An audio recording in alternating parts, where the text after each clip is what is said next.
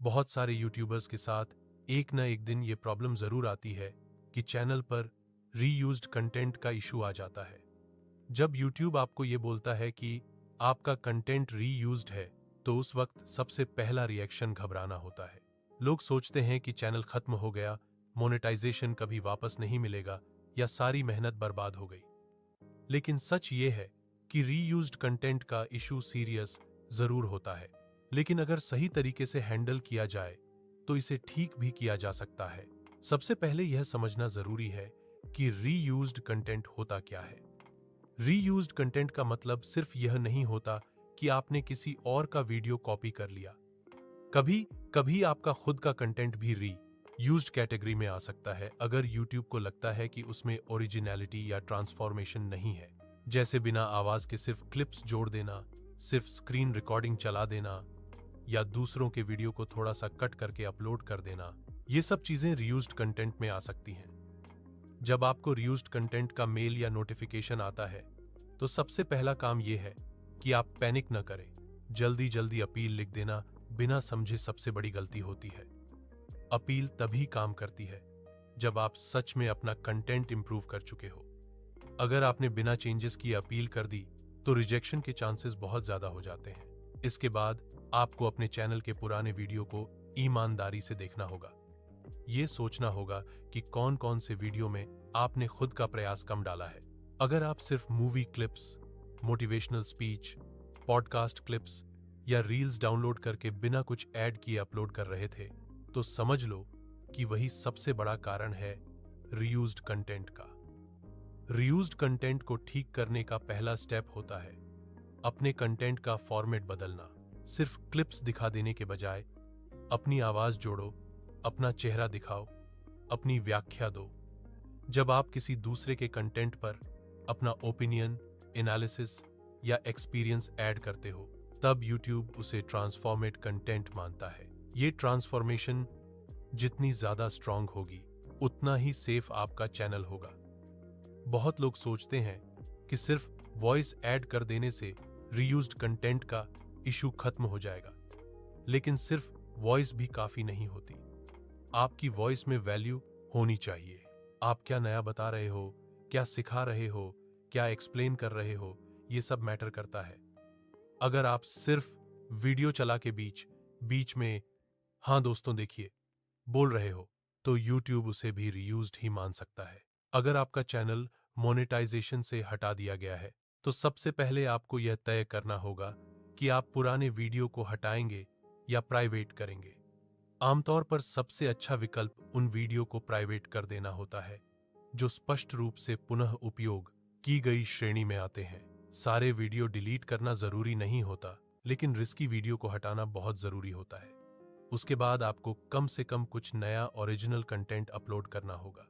ये नया कंटेंट ऐसा होना चाहिए जिसमें आप क्लियरली दिख रहे हो या क्लियरली बोल रहे हो। फेस कैम, स्क्रीन स्पष्टीकरण, ट्यूटोरियल, उचित कमेंट्री के साथ प्रतिक्रिया या शिक्षण शैली वाले वीडियो यूट्यूब को स्पष्ट रूप से संकेत देते हैं कि यह निर्माता स्वयं मेहनत कर रहा है।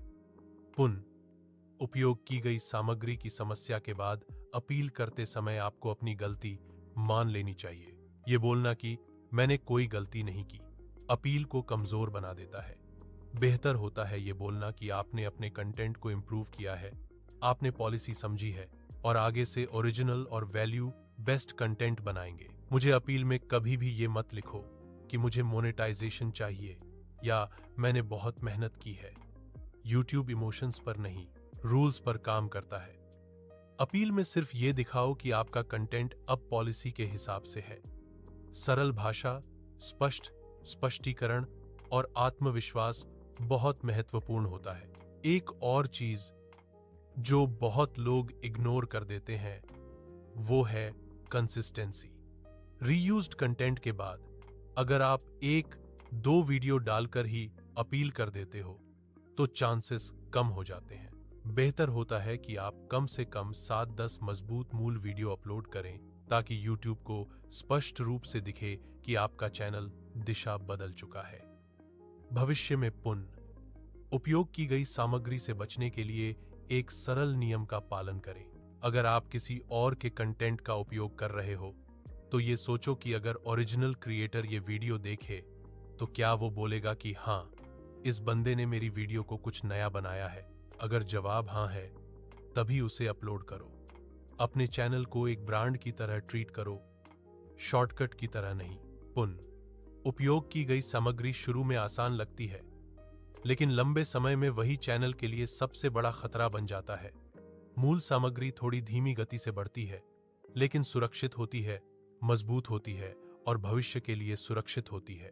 अगर आपने एक बार रीयूज्ड कंटेंट का इशू ठीक कर लिया, तो दोबारा उसी गलती को रिपीट मत करो।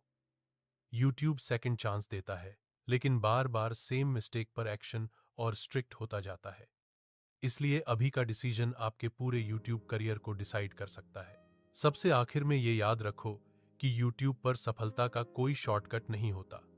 जो क्रिएटर जेन्युइनली कुछ नया सिखाता है, कुछ नया बताता है या अपना रियल एक्सपीरियंस शेयर करता है, वही लंबा चलता है। अगर आप भी वही रास्ता चुनोगे तो पुनः उपयोग की गई सामग्री जैसे मुद्दे आपके लिए सिर्फ एक सबक बनकर रह जाएंगे, समस्या नहीं। पुनः उपयोग की गई सामग्री के मुद्दे में एक चीज जो लोग सबसे ज्यादा मिस कर देते हैं वो है YouTube का इरादा समझना। YouTube नहीं चाहता कि प्लेटफॉर्म पर एक ही चीज बार बार दोहराई जाए। वह चाहता है कि दर्शक को हर चैनल पर कुछ नया अनुभव मिले। इसलिए जब आप किसी और का कंटेंट लेते हो और सिर्फ थोड़ा सा एडिट करके अपलोड कर देते हो, तो YouTube को लगता है कि आप वैल्यू ऐड नहीं कर रहे हो, सिर्फ एडवांटेज ले रहे हो।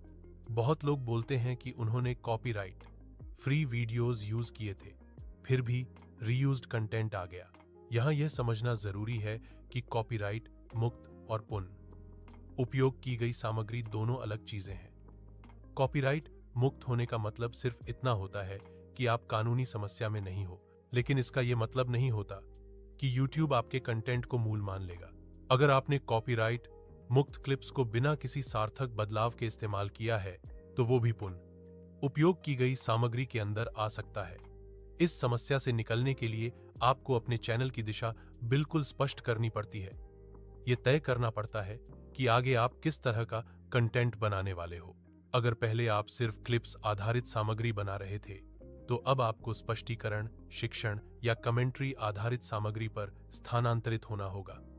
यह बदलाव दिखना चाहिए, सिर्फ बोलने में नहीं, वीडियो में भी। पुनः उपयोग की गई सामग्री के बाद जब आप नया सामग्री बनाना शुरू करते हो, तो शुरू के कुछ वीडियो में आपको अतिरिक्त मेहनत करनी पड़ती है। थोड़ा लंबा बोलना पड़ता है, स्पष्ट रूप से समझाना पड़ता है और वीडियो में अपनी उपस्थिति मजबूत दिखानी पड़ती है। यह इसलिए जरूरी है क्योंकि YouTube मैन्युअल रूप से या स्वचालित रूप से आपके चैनल को रिव्यू करता है और यह देखना चाहता है कि क्रिएटर जेन्युइनली चेंज हुआ है या नहीं। बहुत लोग ये भी गलती करते हैं कि रीयूज्ड कंटेंट आने के बाद वो अपने पुराने वायरल वीडियो को डिलीट कर देते हैं, चाहे वो थोड़े बहुत ट्रांसफॉर्मर्ड ही क्यों ना हो। हर वीडियो डिलीट करना जरूरी नहीं होता। सिर्फ उन वीडियो को टारगेट करो जिनके वजह से इशू आया है। बाकी वीडियो को रहने दो ताकि चैनल का समग्र प्रदर्शन पूरी तरह से शून्य न हो।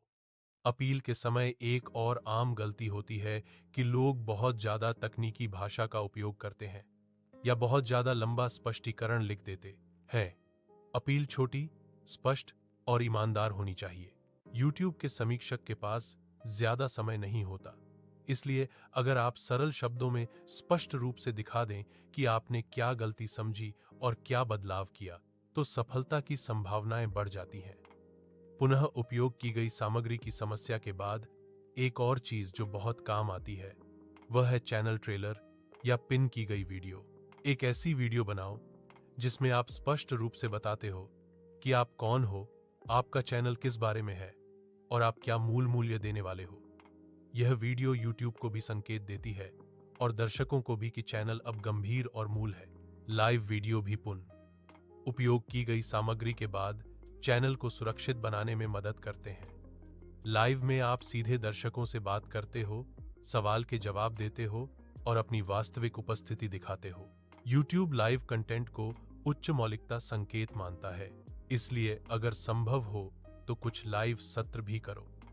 एक और महत्वपूर्ण बात यह है कि पुनः उपयोग की गई सामग्री केवल मुद्रीकरण का मुद्दा नहीं होती, यह दीर्घकालिक विकास का भी मुद्दा होती है। अगर आप रीयूज्ड कंटेंट पर ही चैनल ग्रो कर भी लो तो आगे जाकर ब्रांड डील्स, ट्रस्ट और ऑडियंस लॉयल्टी सब खत्म हो जाती है। इसीलिए ये प्रॉब्लम आने पर इसे कर्स मत समझो, बल्कि एक चांस समझो अपने कंटेंट को बेहतर बनाने का। भविष्य में जब भी आप किसी और की सामग्री का उपयोग करें तो हमेशा यह सोचें कि अगर YouTube कल आपके चैनल की मैन्युअल रूप से समीक्षा करे तो क्या आप आत्मविश्वास से कह सकते हैं कि हर वीडियो में आपका व्यक्तिगत प्रयास स्पष्ट रूप से दिख रहा है? अगर जवाब हां है तो आप सुरक्षित हैं। पुनः उपयोग की गई सामग्री का सबसे बड़ा समाधान धैर्य है।